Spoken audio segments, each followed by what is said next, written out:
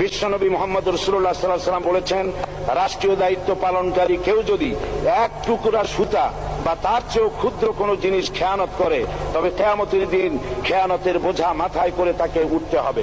মাননীয় স্পিকার, আল্লাহ রসুল যে সরকার ব্যবস্থা প্রতিষ্ঠা করেছিলেন তা সত্যিকার অর্থে ছিল জনকল্যাণমূলক সরকার। নবী করিম সাল্লাল্লাহু আলাইহি ওয়াসাল্লাম সরকারি কর্মকর্তাদের বিরুদ্ধে কোনো অভিযোগ পেলে তখনই ব্যবস্থা গ্রহণ করতেন। আইনের চোখে সবাই সমান, শাসকদের আত্মীয় স্বজন কারো পক্ষে সম্ভব ছিল না জনগণের উপরে জুলুম করা।